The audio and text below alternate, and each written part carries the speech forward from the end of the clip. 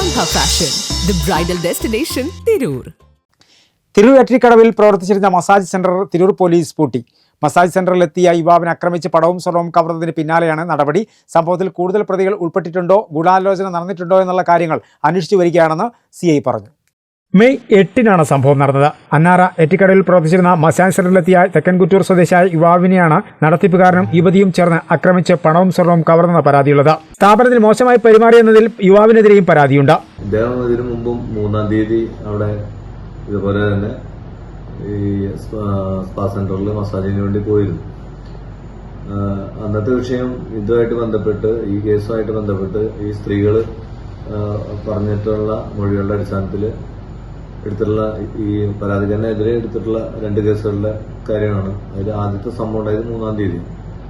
അന്ന് ഇദ്ദേഹത്തിനെതിരെയുള്ള ആരോപണം എന്ന് പറഞ്ഞാൽ ഇദ്ദേഹം അവിടെ ഈ സ്പാ സെന്ററിലെ മസാജിന് ഇടെ ഇവരെ മോശമായിട്ട് ഉപദ്രവിക്കുന്ന രീതിയിലേക്ക് ചെന്ന സമയത്ത് പിന്നെ അയാളെ അവിടെ നിന്ന് പുറത്താക്കുകയും അതുമായിട്ട് ബന്ധപ്പെട്ട ഒരു കേസ് അദ്ദേഹത്തിനെതിരെയുണ്ട്. ബ്യൂട്ടി പാർലർ ലൈസൻസ് ആണ് സ്ഥാപനത്തിലുള്ളതെന്നും ക്വാളിഫൈഡ് ആയ മെഡിക്കൽ പ്രാക്ടീഷണറോ തെറാപ്പിസ്റ്റോ ഇവിടെ ഇല്ലെന്നും CI പറഞ്ഞു.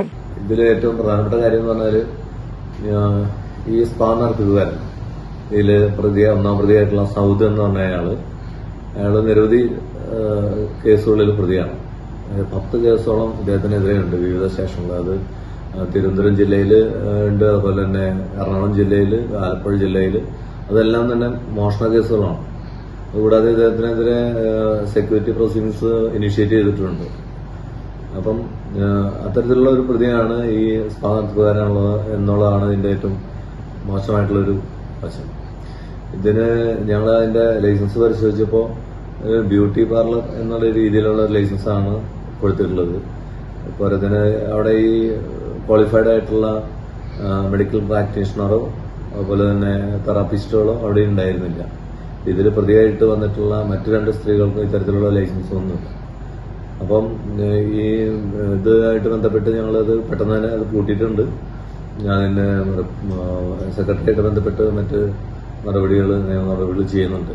കൂടുതൽ പ്രതികൾ ഉൾപ്പെട്ടിട്ടുണ്ടോ, ഗൂഢാലോചന നടന്നിട്ടുണ്ടോ എന്ന കാര്യങ്ങൾ അന്വേഷിച്ചു വരികയാണെന്നും CI അനിൽ ടി മേപ്പള്ളി പറഞ്ഞു. സംസ്ഥാനത്തുടനീളം പലപ്പോഴും ഈ തരത്തിലുള്ള സ്പാകൾ അനധികൃതമായിട്ട് പ്രവർത്തിക്കുകയും ഈ ആളുകളെ, അവിടെ ചെല്ലുന്ന ആളുകളെ ഈ തരത്തിൽ ഭീഷണിപ്പെടുത്തി പൈസ കവരുന്ന ഒരു പ്രവണത ഉണ്ട്. ഇതിനെതിരെ ശക്തമായിട്ടുള്ള നടപടിയാണ് പോലീസ് സ്വീകരിച്ചു വരുന്നത്.